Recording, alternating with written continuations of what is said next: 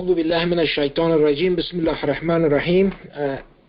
Again, happy night of power, and inshallah we are going to continue reading what we were left the last time on Friday night, and so we are going to go to chapter 16, and in this chapter we're going to start from 1685 to the end of this chapter, inshallah, for tonight. Okay, and then we're going to all celebrate tonight and discuss these verses. Okay, here you go, Manda, please.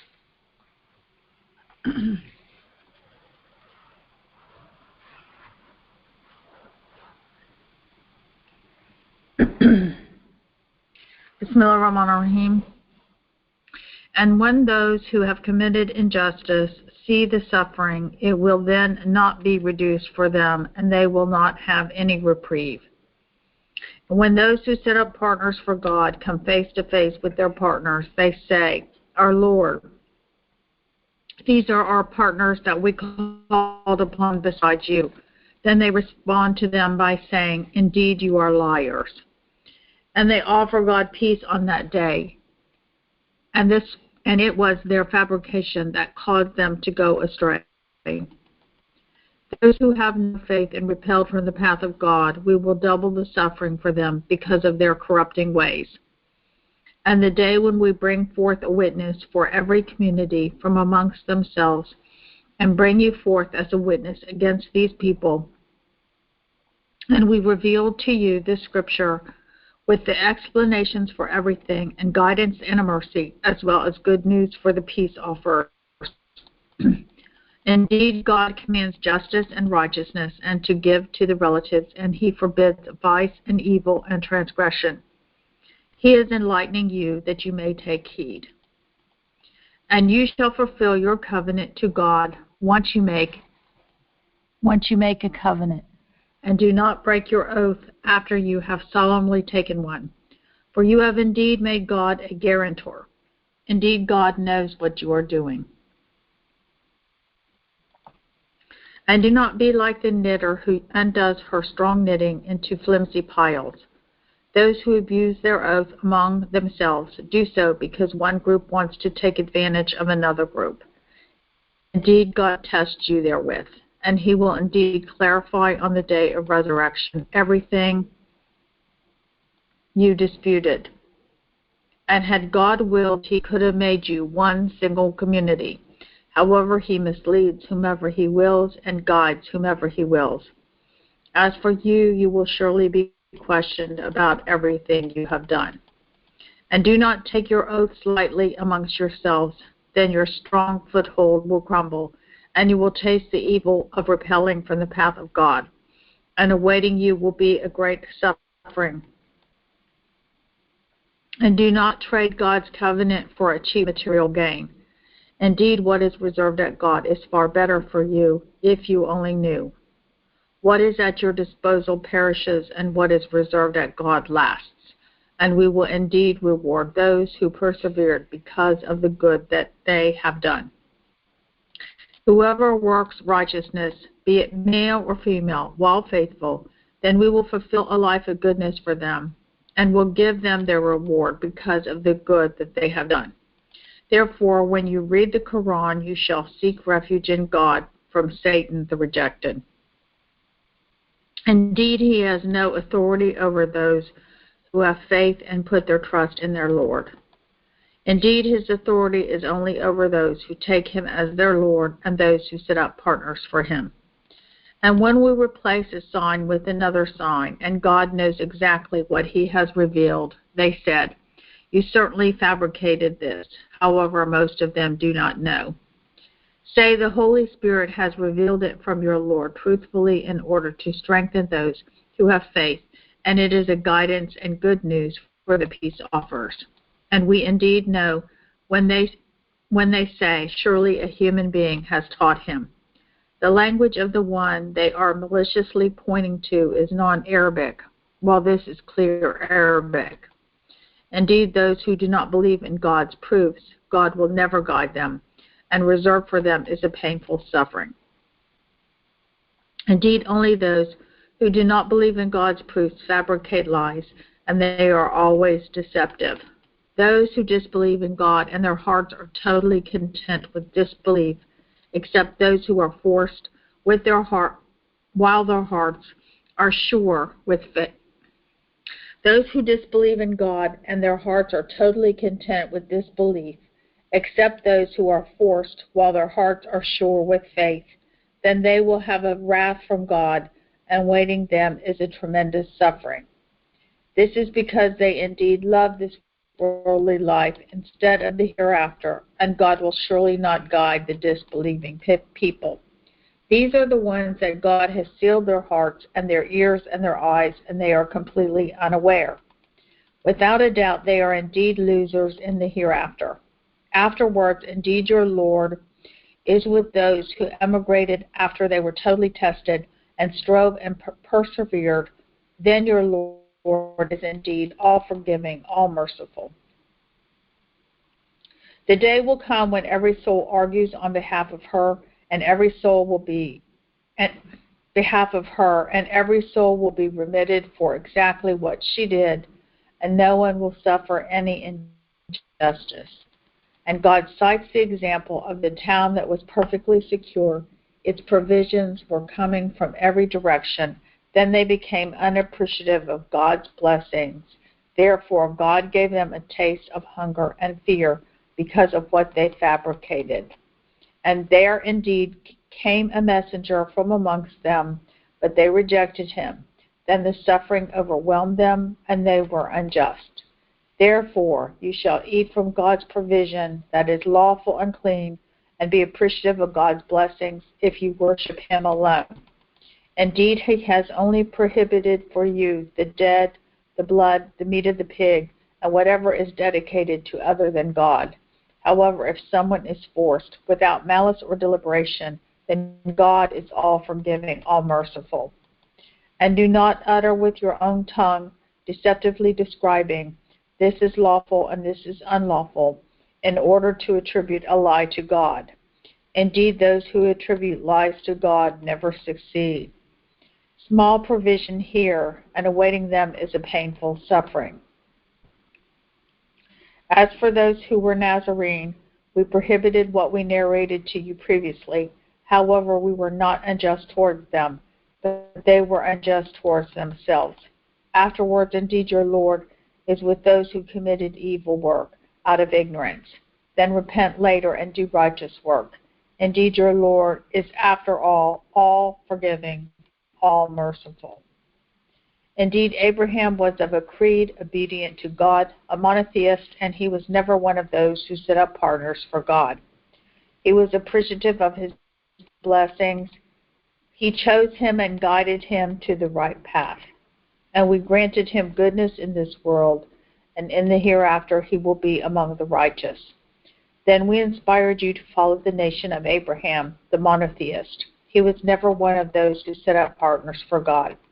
Indeed, the Sabbath was established for those who disputed it, and indeed your Lord will surely judge amongst them on the day of resurrection regarding their disputes. Invite to the path of your Lord with wisdom and kind enlightenment, and debate them in the best possible manner. Indeed, your Lord knows best who has strayed from his path, and knows best about the guided ones. And if you suffer, they suffer the same as you do. However, if you resort to patience, then it is the best for those who are patient. And you shall be patient, and your patience is only achievable through reliance on God. And do not grieve over them, and do not get angry over their schemes. Indeed, God is with those who are God-fearing and those who are do-gooders. Thank you. MashaAllah. Very good. Very good. Okay.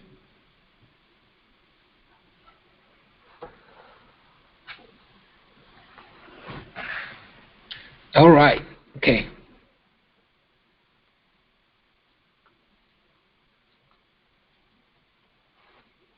Any questions, comments, observations? Salam, sir. Alaikum salam. Yes, go ahead, please, Barry.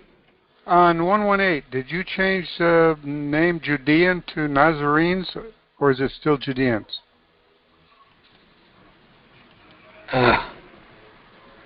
118. Yes. It says, as for those who were Judean, I don't have Nazarene. Okay, thank Did you. Did she read it Nazarene? I believe so. Okay, all right. Sorry about that. Okay. Thank No, it's Wala Ladina Hadu, which means those who were Judean. Before with what we narrated to you previously. Yes. No. You're right. There is no Nazarenes. No. I haven't changed anything. What about 108? He said 108. No, it says 118. Okay. Anything else?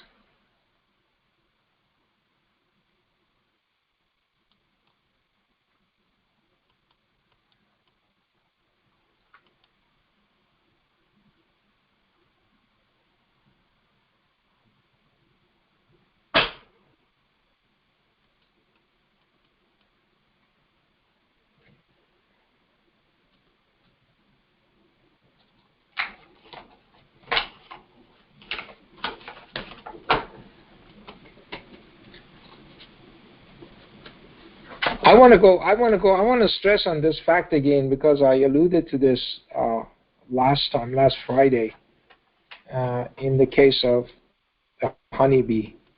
And I want to go back here again and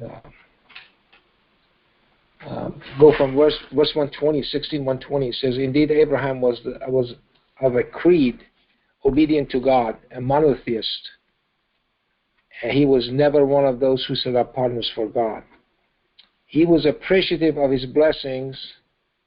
He chose him and guided him to the straight path, or to the right path.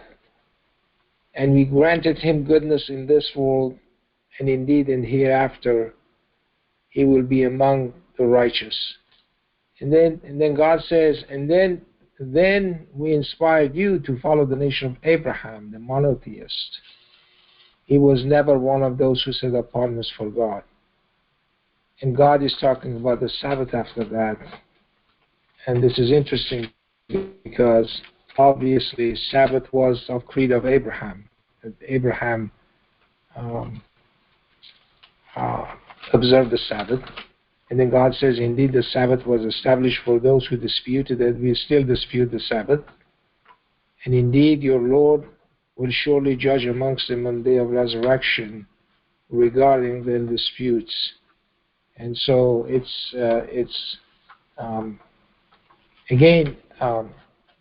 Muhammad had no option. He was supposed to emulate the nation of Abraham. He was supposed to follow the nation of Abraham because he was inspired to do so. He didn't have the book of Abraham, as is said in chapter 89 or 87. So he didn't have that book. He didn't read the book. He couldn't have probably read the book because it was a different language. And anyway, but he was inspired to follow the nation of Abraham, just like the honeybee was inspired to make homes in the mountains and in the trees and what they built for you. So that's what God is telling us about an inspiration that comes from God. And so again, we are all inspired to some extent, and we don't know it. We ignore it usually, and then again they ask about prayers. How do we know how to say our prayers? Because the praise is not in the Quran. That is not true. The praise is in the Quran. Okay. Again, we made them leaders who guided according to our command, and we inspired them to do righteous work and to observe the contact prayer and to give the cleansing charity. And to us, they were worshippers. These are children of Abraham. So, again, doing good work is inspiration from God. Doing the contact praise is inspiration from God. So nobody is teaching you how to do that. Nobody is teaching the honeybee how to make homes, how to eat from different fruits, and how to make the honey. That's an inspiration from God. Contact prayers and zakat are inspiration from God. You do not learn that. I cannot teach you. Okay? Nobody can teach somebody to give the zakat. They wouldn't do it. Or if they do it, they do it reluctantly, which is even worse than not giving it. Okay? So it's an inspiration from God. It's just like the honeybee, just like Muhammad was supposed to follow the nation of Abraham. Okay? These are all inspirations. And the word is the same word, inspiration.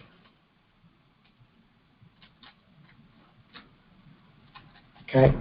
So my advice to a lot of people is that when they ask you about the prayers and stuff like that, just ignore them. Just tell them about this verse. They take it, they take it. They don't take it, too bad. Just leave it at that. Do not argue with them. Don't worry about that you are not winning an argument. That is not the point. This is not a game. This is a very serious business. Okay?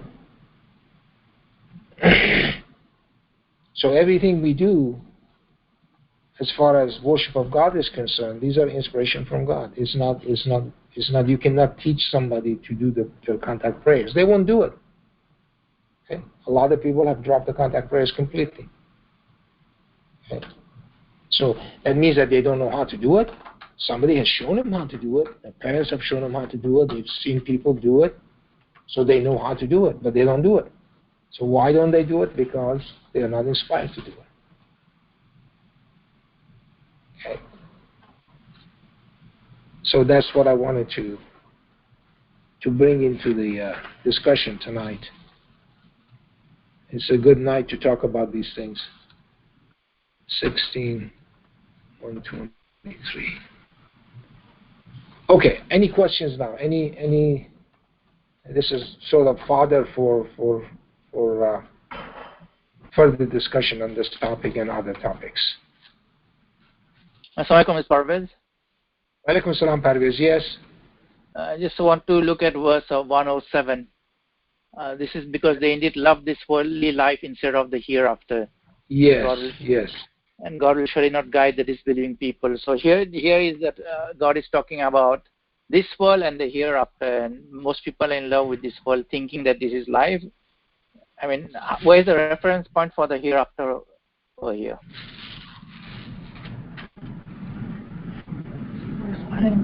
I didn't get that last part. How do you have a reference for the hereafter? I mean, from the Quran, as you just recently taught us, in the hereafter, it's all about glorification of God, praising God. Yes. Yes. On the other hand, in this world, it's all about vanity. Is this what God is talking about? I mean, people are they love this. Those people who choose disbelief, they love the vanity of this world and the praising of God. Is that what it's talking about here? I mean, it just says that they have their priorities mixed up. Their priorities are not straight. The priorities are supposed to be that they should know, and they should treat it as such. That the life of this worldly life is nothing, is nil compared to the hereafter. That's what God is saying. And to my mind, that's what God is stressing here. That their priorities are all mixed up. You got to get the priorities straight. They got to get the priorities straight. They should love God instead of this worldly life. Yeah, you should, because that's the time that hopefully and inshallah that's people are going to basically spend eternity in the presence of God.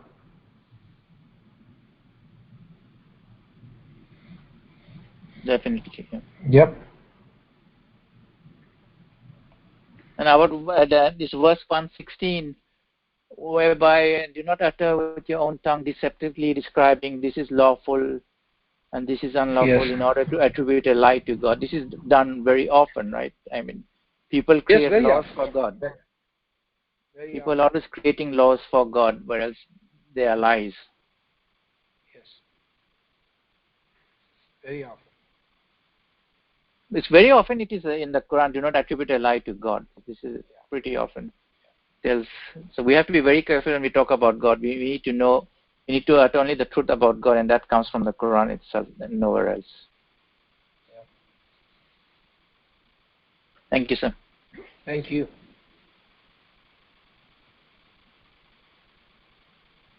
Salam, Dr. Fazely. Welcome, salam, Miriam. Yes, go ahead, please. I think the verse, the 114 through 16, regarding uttering or stating that this is allowed or this is not, or I mean this is lawful and this is unlawful. I think it goes beyond the utterances, in a sense that beyond what we might determine that this is yes, permitted by God or not permitted by God. Because every time I read this verse, there is another verse that comes up always to me, because in chapter 66, the verse 1, that's what even the prophet, made the mistake. So it's prohibiting something that is allowed by God or vice versa. So I think it goes beyond the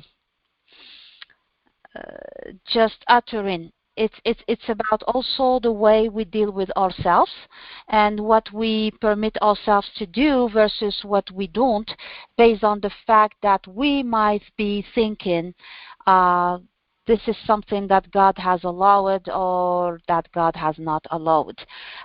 My point is just we have really to be very careful, not in terms of just saying this is halal or haram, but also in terms of when we decide to do something, is it based also on the thinking that, oh no, God does not allow this, this is haram, and then other things maybe are allowed. It's a very slippery, how can I say? Slope. Right. So I want us just to be very vigilant, because even myself, sometimes I catch myself saying, I'm not going to touch this, or I'm not going to, thinking that it's not pleasing to God, while actually I realize, as if I said, this is halal by God and this is haram by God.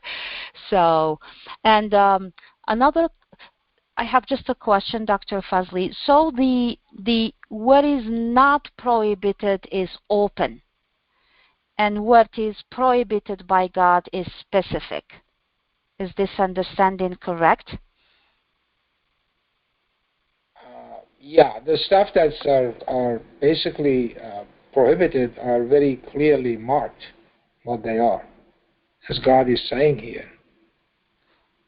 Indeed, He has only prohibited for you the dead, the blood, the meat of the pig, and whatever is dedicated to other than God.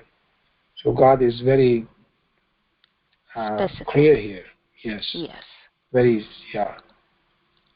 So outside this this statement, nobody can come and say other things are prohibited. No, of course. Yeah, of course not. Yeah. And that would include, do you think, Dr. Fazely, that would include also the understanding of, I know God said that we have to avoid it, like the alcohol. Yes. We had to avoid it. Yes. But is it correct to say that it's prohibited? Well, I mean, God is saying that it would interfere with your other duties that you have. Okay? No, that I get it. I get it. I mean, it's like also the zina is to not approach it. So not only not committing it, but don't get closer to it. That I get it. But it's more in terms of statement. Are we allowed? Instead of haram or halal? Right. Yeah, you're right. It doesn't say it in that way. Okay. God is not saying it in that way. Okay. Yeah. Thank you. But then again, I mean, God doesn't say that about smoking either, but you don't smoke. Right. Okay? Yes. So there are certain things that are clearly harmful to your body. Correct. Okay? And God is telling us also that in chapter 5, verse 90, He says, these are the deed of Satan. Yes. Gambling and intoxicants. Yes. Okay, and so God says you should avoid him. So if we do that, then we are basically following Satan. So that's something that we have to keep in mind. Yes, yes, definitely. We'll Thank you so much. Thank you. Salam, Dr. Fazely. Walaikum salam. Yes, go ahead, please. In regards to, I don't remember what was the Arabic word that is used for other than things that you eat. And God says, it's not allowed to set a partner for God or kill your children due to fear of poverty. Has God used the word haram for those two or some other word? No. These are the stuff that you ingest somehow. Okay. That's what we were talking about. Yeah, but the halal and haram also I've seen used in, like, for example, marrying so and so is haram, or abortion is haram. So my question is the word I know haram? what you're saying. Yeah. No. Yeah, that's right. You're right. This is not true. You're right. That's not the way it was to be put into the same category. Okay. Yeah, it's a sin. It's a transgression of God's law, but it's not haram or halal in that way. Of obviously you don't eat abortion, or things like that. But these are in the case of things that are ingestible. Okay. Yeah, because as you were talking, as you and Mariam was talking, where I was like, I've heard this word haram and halal used in other contexts too. Other contexts, yes, you're right. You're right. It's been loosely used in those connotations to somehow convey those messages, but that's just ignorance. Okay. Thank you so much. Sure.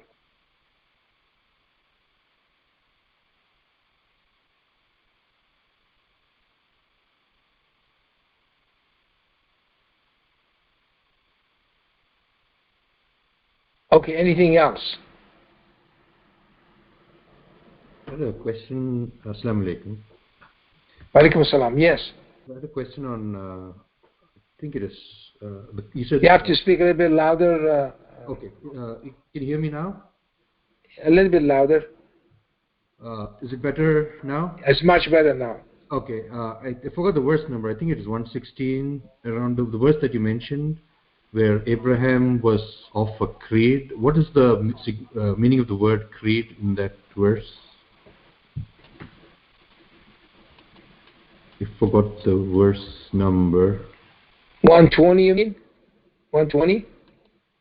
Yeah. Yes, 120. Ummatun. Yeah. Ummatun. إِنَّ كَانَ أُمَّةٌ قَانِتًا عُبِيدًا لِلَّهِ حَنِيفًا وَلَمْ يَكُنْ مِنَ الْمُشْرِكِينَ. So what does creed mean and what is it conveying? It means a group, belong to a group. Okay. Belong to a group of that like-minded people. Yeah, okay, now I get what is being conveyed. Okay. Thank you.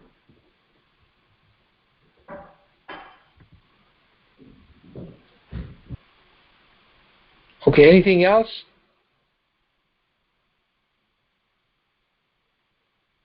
Dr. Fazely, salam. Walaikum salam. Yes. The verse that talks about, those people who attribute lies to God. And there's always, you see these people that talk about, God has said this or Islam has said that. And during Ramadan, it becomes even more prominent because somehow everybody, especially the ones who don't follow anything and don't do fasting or salah, they all become experts on when to start, when to end, how to do your fasting or your prayer.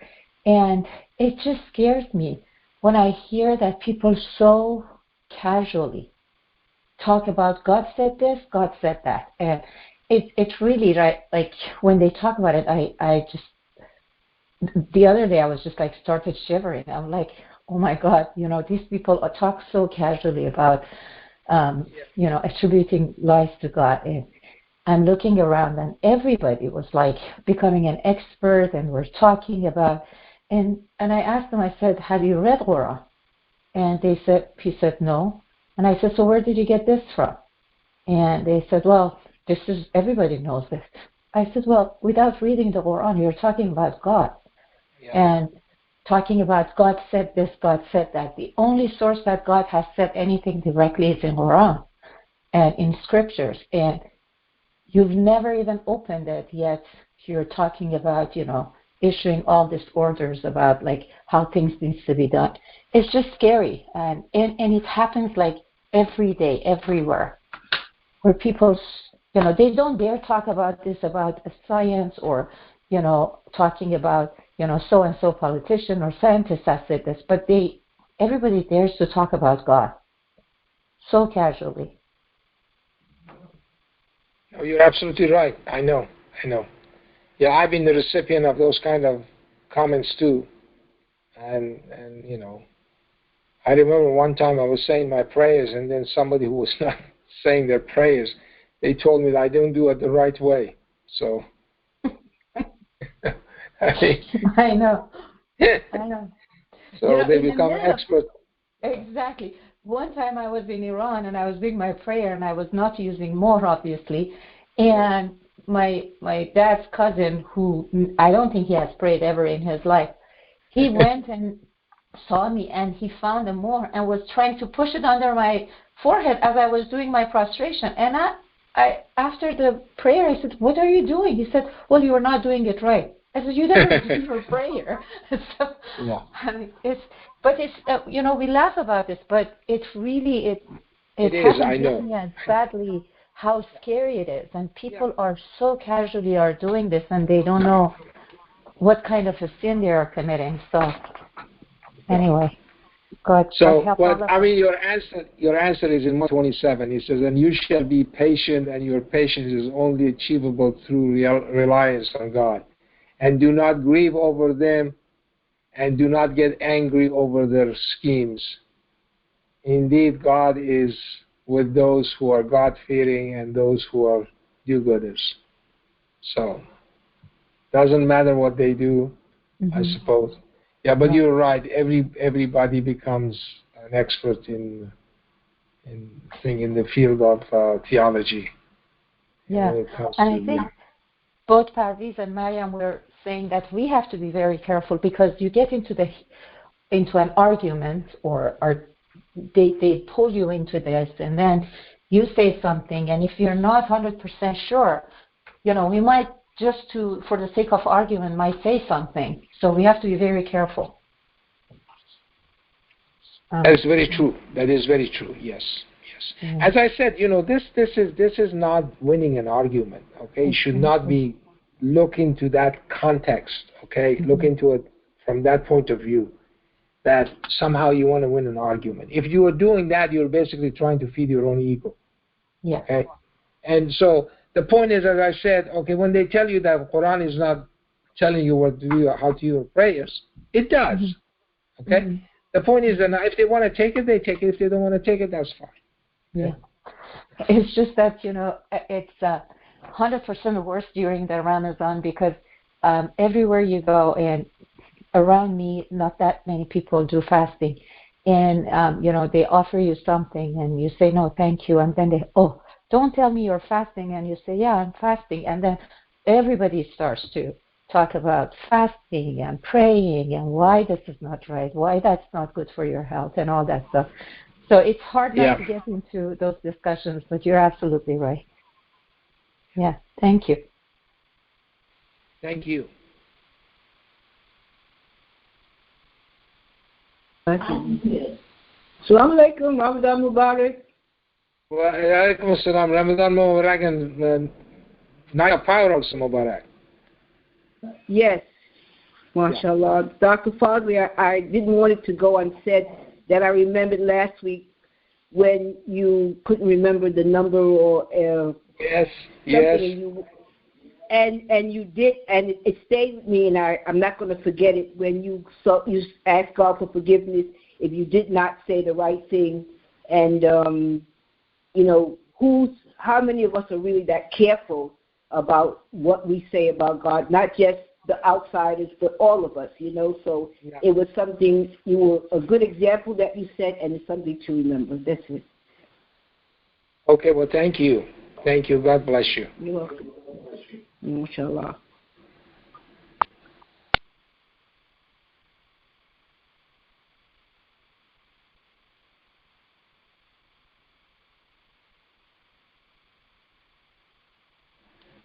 And say one other thing if someone else is not going to say.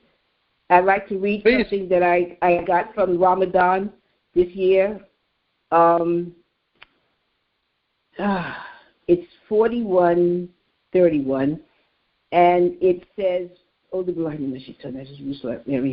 we are your allies in this worldly life as well as in the hereafter, and available to you is everything you desire and everything you need, a gift from the one who is all forgiving, all merciful. And that also has been my blessing for the Ramadan. I couldn't keep it the way it should be kept, the way I wanted to. I had surgery, but I'm just so tickled that God gave me that, and it made my whole Ramadan just that, you know. And it was a gift from God, and whose utterance is better than the one who calls upon God and lead a righteous life and says, indeed, I am a peace offerer. And to add to that, last week your sermon was about the fact that we worship God in this life, and we're in training to worship God in the next life. And he says, I'm your ally in this world and in the next. So what else are we worried about? You know, it's just, yes. It's been a blessing. It's been a blessing. Definitely. Thank you. Welcome, Dr. Fazely. MashaAllah. Anything else?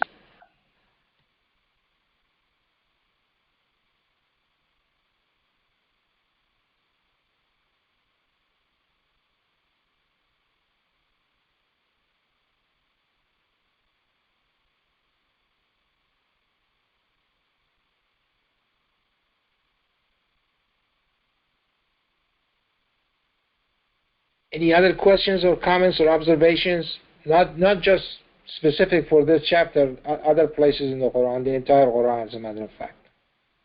Assalamu alaikum, brother. Wa alaikum assalam, Brother Mahmoud. How are you? How are you? Alhamdulillah.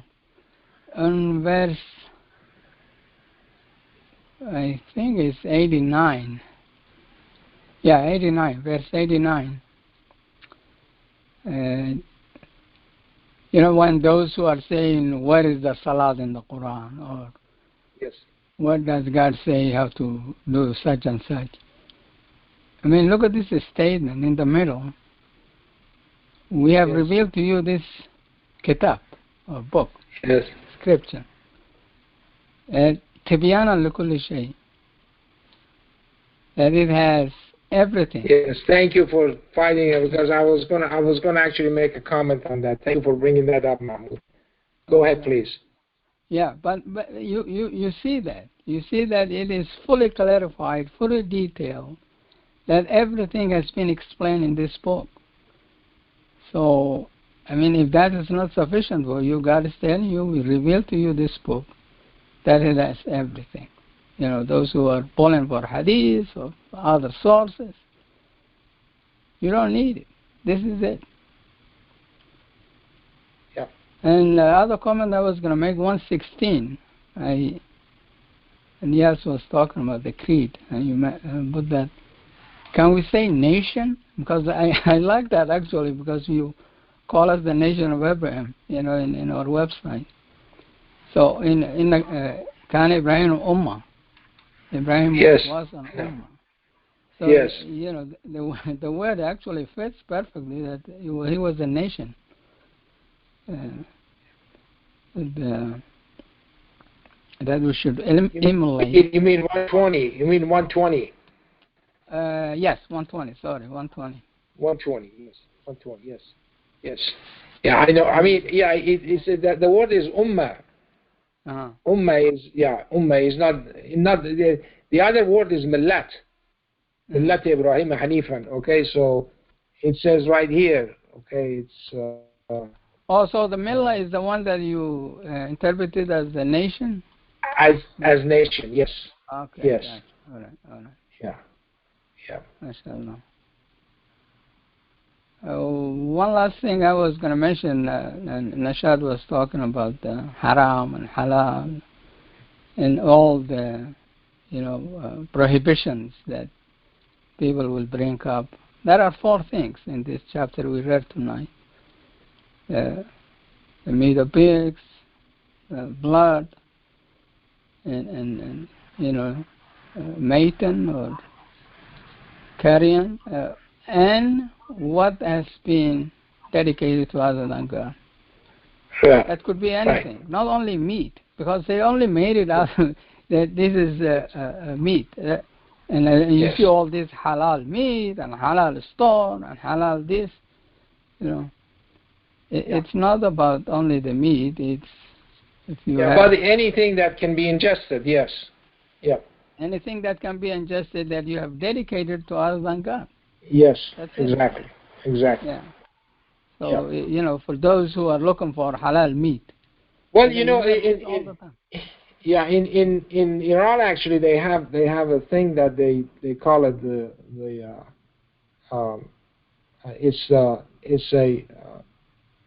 it's a dedication. They dedicate to one of the imams or somebody, and they have a feast, and so they make these little pouches, and it's called, and that it would relieve your adversity, basically. If you open it up and eat from it, it relieves your adversity.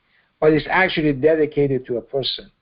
So, and I told a lot of people, I said, look, if you eat from that, it's just like eating a piece of pork or something. It's exactly the same connotation. So we have to be very careful with those kind of things. Because, you're brought up in a society and you never think about these things, but that's exactly opposing what God is saying in the Quran. Yeah. Or they will go to what they call ziyara, or visit one mullah's mosque somewhere, big saint. And, the whole occasion that people get together was to remember this guy. Anything you eat in that ceremony is considered. And the interesting thing is they do not call those mosques. Okay, they call them. They call it kutub or some. No, they call them taqiyya. Taqiyya, which means that you go and lean against something or somebody. And so that's what they call. Guy who is in there. Yeah, because they know. Yeah, they know of chapter 70.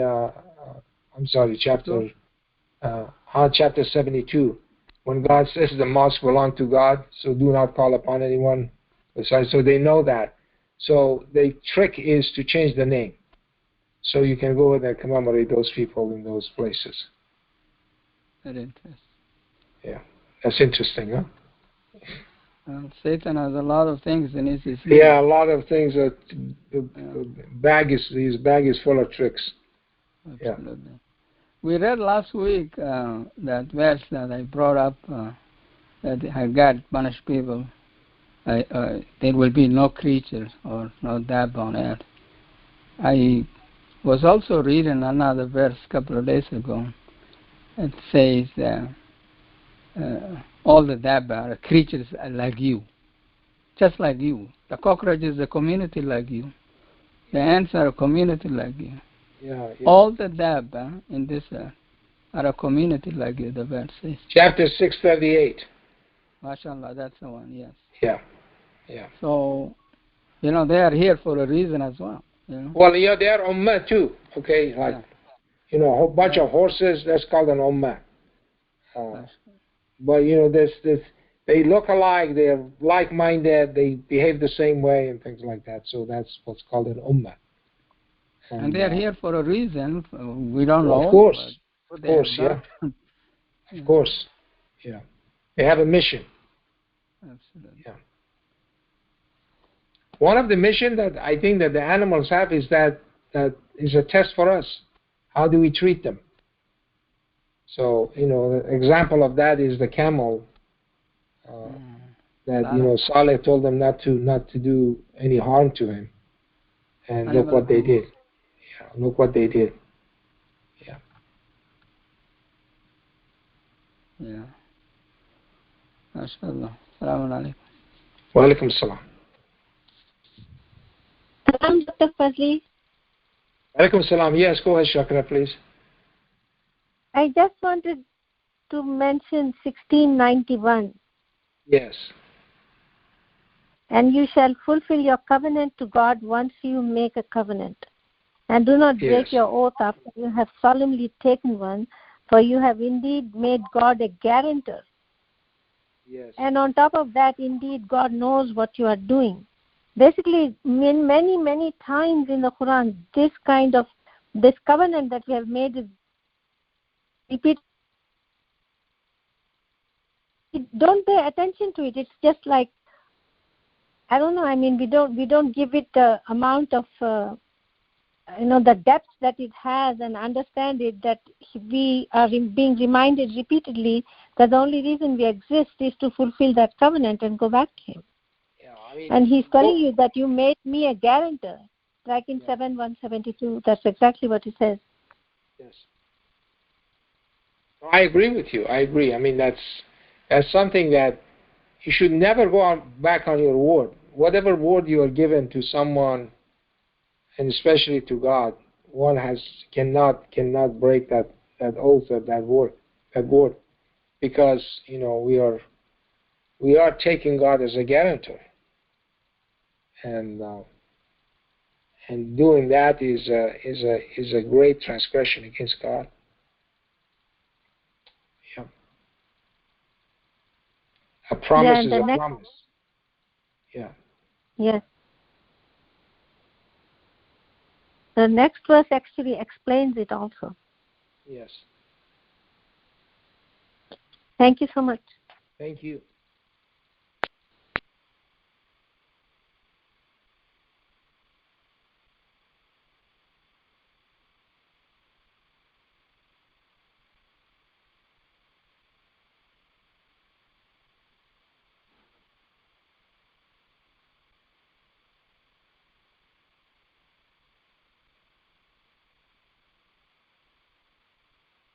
Any other comments or questions, observations, or any other discussions that somebody wants to bring up from the other places in the Quran?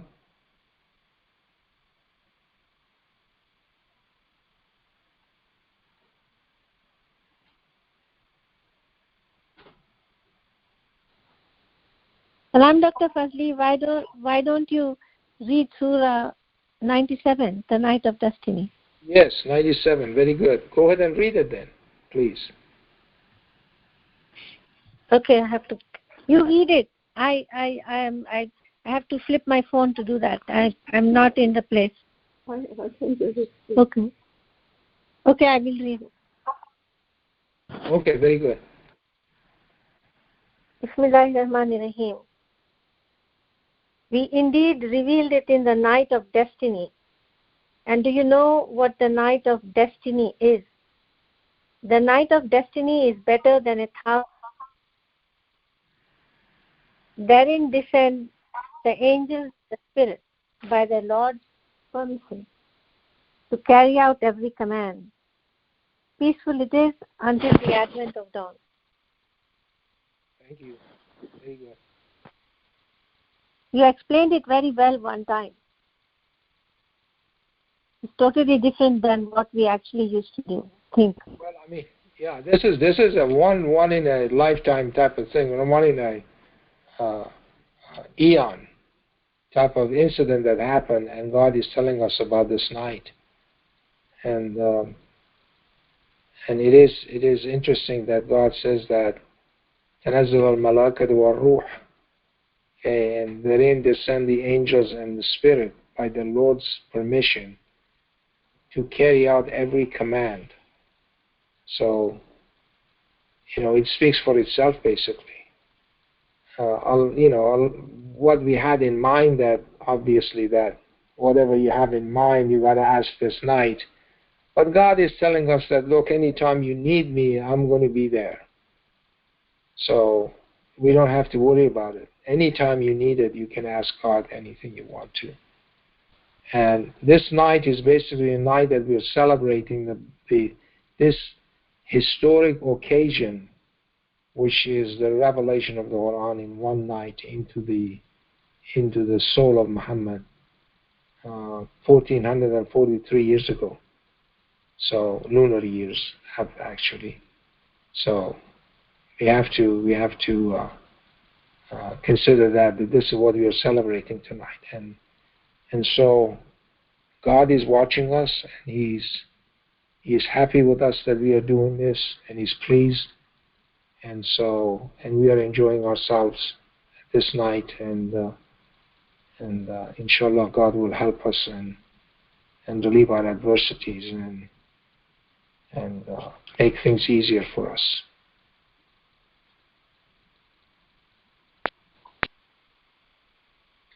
Salam, Dr. Fazely. Walaikum salam, Nishat. Thank Yes. you so much. Thank you. Yes, Nishat. Regarding the Night of Power, the key word here is celebrating. And at least in Iran, when I was growing up, this night was a night of mourning. And people just sit down and cry and then put the Quran on their head and cry. Whereas, we are celebrating that God has sent Quran to us, which is, our path to redemption and getting close to God. And instead of celebrating it, people look at it as a time for being sad and crying and all that kind of stuff. And, it's just when we started thinking a different way, it just changed completely the whole context of this night. And even, for those people who have come from a Shia background, they've mixed this night with the killing of Ali, and, they have so many nights that from the day that he was, attacked to the day that he died, he made them into, they have 3 or 4 nights that they do this, and they call all of those Laylatul Qadr.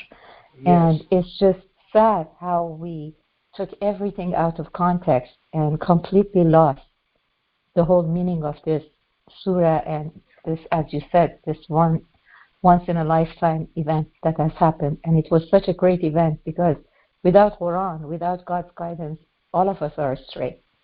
And we have no hope. And this should be a happy moment and a happy night, and just thanking God for giving us the Quran and the guidance. And instead, all of us, I, including myself, up even to a few years ago, I changed the way I was doing Laylatul Qadr, but still it was like with the old mindset of, this is the night just to ask for things and, be sad and all that kind of stuff. And completely it has changed. With the word celebrating is really a key word here, that we really should celebrate this night. Precisely, yes. Yeah. It's one in a I don't know what to use as a time period, okay? But anyway, one in a maybe 1 billion years or something, that occasion that happens.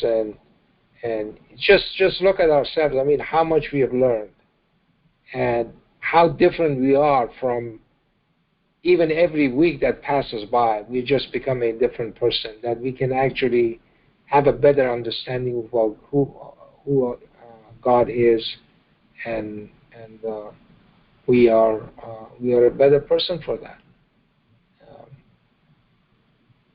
A lot of people don't understand it. A lot of people do not know it. And so this mere fact that we know these things, and every week God is increasing our knowledge, is a huge, tremendous blessing that we have, and we are receiving from our Creator.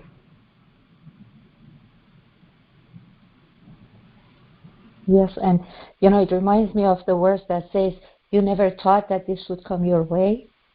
And every time I read that or remember that, it's just like you can't thank God enough. Out of millions of people, billions of people throughout the history, how many people have got this chance, and inshallah we will not blow it, and appreciate it, and exactly, yeah. you know.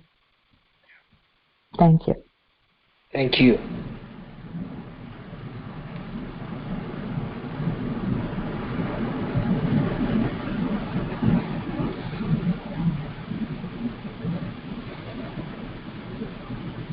Anything else?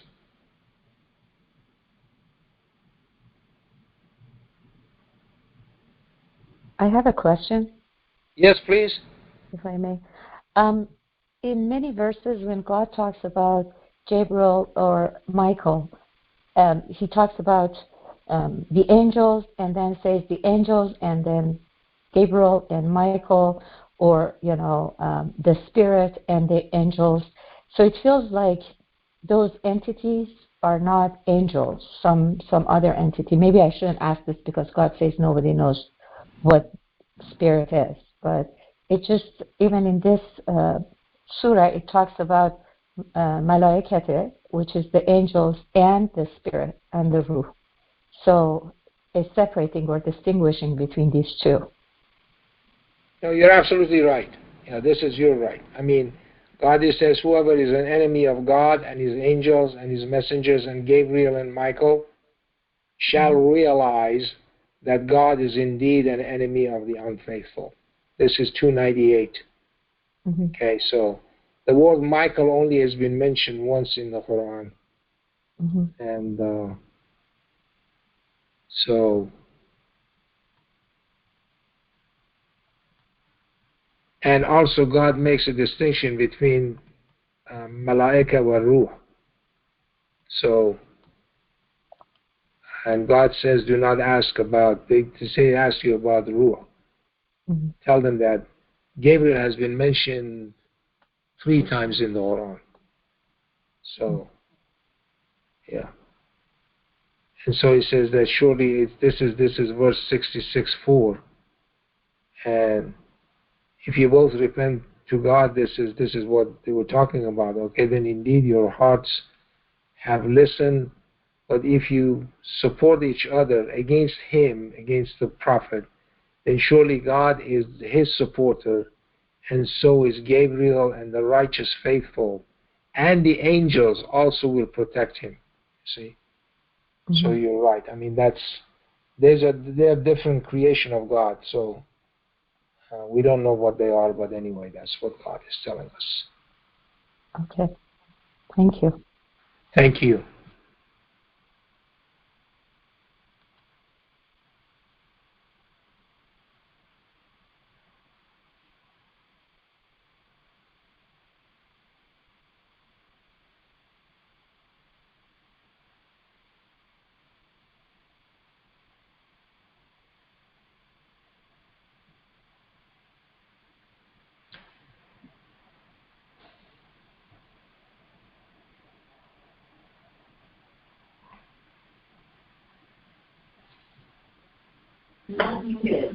Assalamu alaikum, Dr. Fazely, everyone. Yes.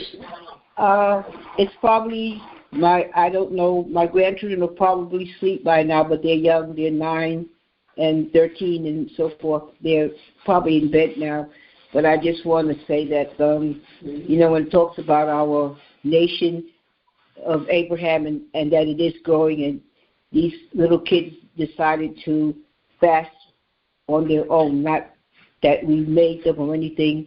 And I want to say glory be to God for that, and to see those that are coming after us following the creed of Abraham also. Yes. Very good. Thank you. Yes. Inshallah. We usually read this chapter also, the star. Okay. By the stars when it descends. Bismillah ar-Rahman ar-Rahim. By the star when it descends, your friend is neither astray nor is he misled.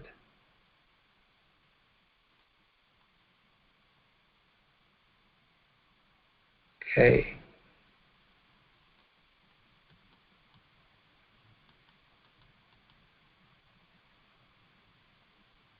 and he does not speak according to his desire. It is only an inspiration that was inspired. Okay, so again, we go to the same word again.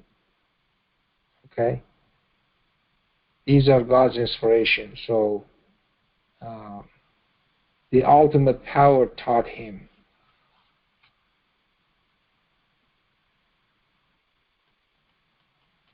Was this the power of creation absolutely equitable? While he was in the highest horizon, he then moved down and came closer. He then came as close as a couple of bow lengths, or even closer. And he then inspired to his servant what was to be inspired. Okay, I mean, I don't know how many different ways we have to tell this to people, that inspiration of God is something that comes, and that inspiration makes people do things and learn things and analyze things and teach things. These are all inspiration from God. Okay? The mind does not make up what he saw. Are you then doubtful of what he saw? And indeed, he saw him on another descent, by the lotus tree at the ultimate point, where paradise exists. Okay. While he covered the lotus tree as it was to be covered, the eye never wavered, nor did it ever look away.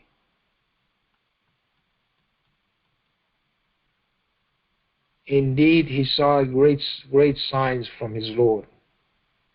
Okay.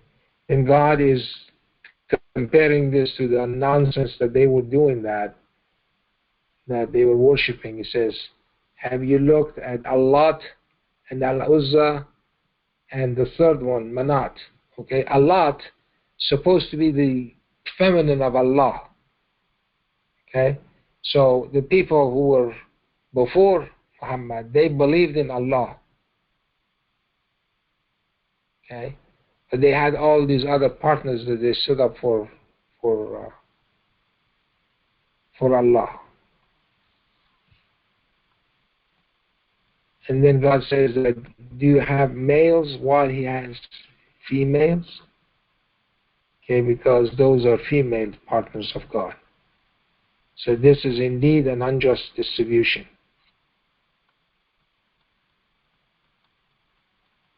These are nothing but names that you have made up, you and your ancestors, when God never authorized them. They only guess, and they only follow their desires, when indeed guidance had come to them from their Lord. Does not the human being have what it desires? Ultimately, to God belongs the hereafter as well as this world.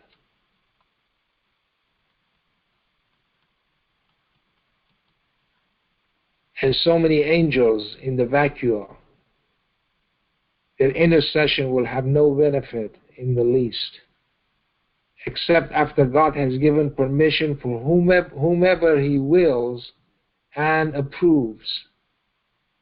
Indeed, those who do not believe in the hereafter call the angels with feminine names, and they do not have any knowledge thereof. They only conjecture, and conjecture is no substitute for the truth. Okay, so God is telling us to be careful, not to talk nonsense, basically. Quit talking nonsense. If we do not have information, we should not volunteer nonsense. And keep our mouth shut, basically. That's what God is saying. Okay? People who are quiet and listen, those people are usually the smarter people. So therefore, disregard those who turn away from our message and seek only this worldly life. This is their share of knowledge. Indeed, your Lord knows best those who deviate from his path. and He knows best those who are guided. And to God belongs everything in the vacuum and everything within matter. This is in order to requite those who commit evil according to their deeds, and to reward those who do good with the best. So who are these people? Those who avoid gross sins and vice, except for minor offenses. So everybody does minor offenses towards God. Indeed, your Lord's forgiveness is ever expanding. Isn't that good news? Okay. He knows you best since He initiated you from the ground, and since you were embryos in your mother's bellies. Therefore, do not claim the having pure souls. He fully knows those who are God-fearing. Do you see the one who turns away and who gives very little and very reluctantly? It is the guy who is not inspired to do the zakat. Okay? Does he have the knowledge of the future, and can he see it? Is he not informed of the content of Moses' scripture, as well as that of Abraham, who was most loyal? Absolutely no one carries the sins of another, and the human has nothing unless he works for it, and he will soon see the results of his work.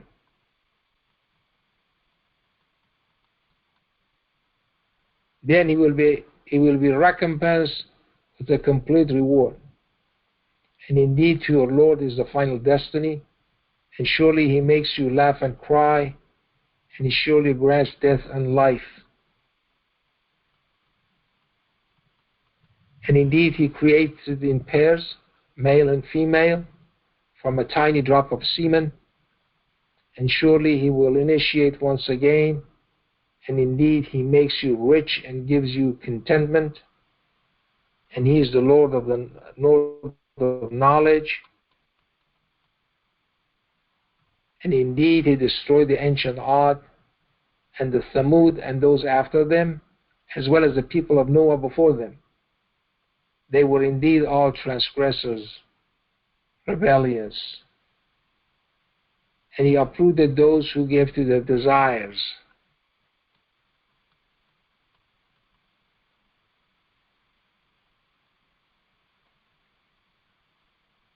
Then they were covered with specific material.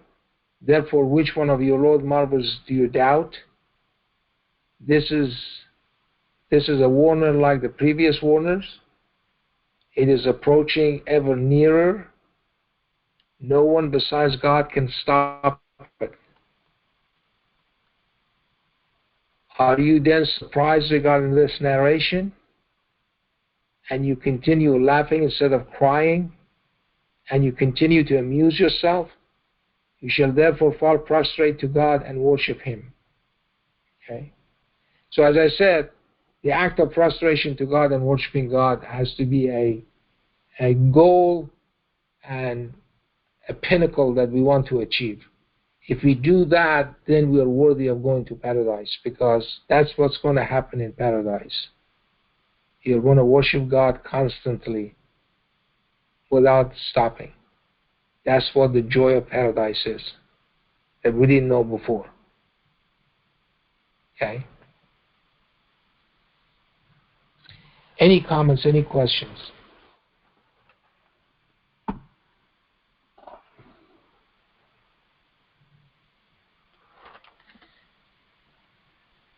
Assalamualaikum, Mr. Parvez. Alaikum assalam, Parvez. Basically, he received the Quran in not in this world, in the dimension over there where there is no time. Yeah, I mean, it was an instantaneous inspiration. And so, as we see them from the mathematics of the Quran, that's how it's generated, actually. And so, once the mathematics is there, Quran is there too. Mm-hmm. And it just putting all those numbers together based on 19 that made this thing to come into fruition. Is that what is alluded in the Surah 97, where the angels, I mean, exactly, they follow the commands? It was that's called the revelation of the Quran through the mathematics, right? Because they were following the commands and putting it in his heart. People have so many fabrication. You hear that, or he was in the cave, or they think it happened on earth, and that's why it is the night. But this thing happened somewhere else, not at all in this world. And he went to Jerusalem for some reason from Mecca. Which makes no sense. It makes no sense whatsoever. I mean, it tells you where that thing is. You see, it tells you where this place was at the very beginning. This 18 verses that we read at the beginning. Yeah, it tells you where it is. Yeah. Where he went is described very well here. Okay. So a timeless book is believable in a timeless dimension. Yeah, I mean, this is an interdimensional type of travel, and beyond our imagination. Beyond our imagination, and it has nothing to do with the body. It's the soul that does this, because the body cannot tolerate this kind of changes. It's not designed to do that. So the design of the soul is like that can do the interdimensional type of travel, and that's exactly what happens here. But my stress that I want to really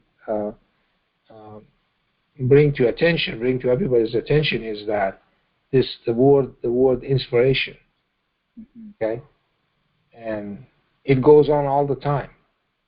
That is not really something that happens, a specific place or time. That's an ongoing type of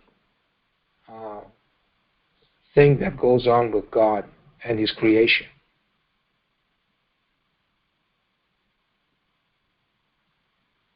I mean, the creation exists because of His inspiration, right? I mean, glorification is because of Him, of His inspiration.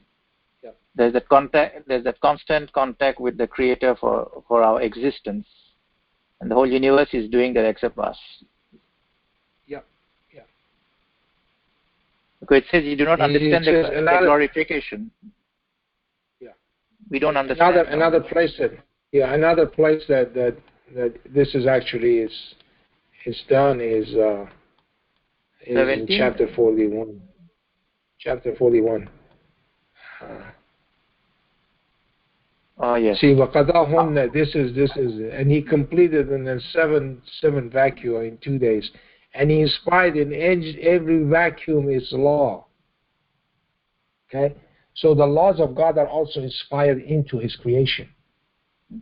Okay? And this is what I argue with a lot of people, because a lot of people think that the laws existed and creation had to follow those laws. That's not the case. Creation was done, and then the laws were inspired into that creation. They were told what kind of law they're supposed to obey. Okay, and that's what they did. That's why none of these so-called theories work, because it's putting the cart before the horse. So it's backward. And besides, they're not inspired, because God said He's the Lord of knowledge. That's right. Yep. If you're going to deny God, how are you going to have the true knowledge? Yep. So beautiful, this book. Yeah, it is. It is absolutely beautiful. Thank you, sir. Thank you.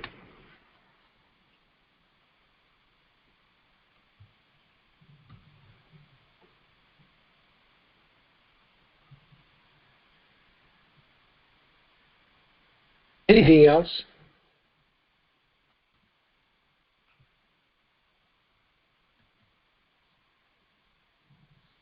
Okay, maybe we should quit and continue doing this in our solitude and go on with this, as much as we can tonight, inshallah. And then just 2 or 3 more days that left from this Ramadan, inshallah.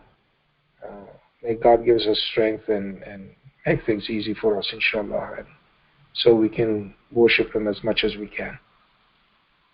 Okay, so let's do the Al-Fatiha. We're going to do 3 of them tonight.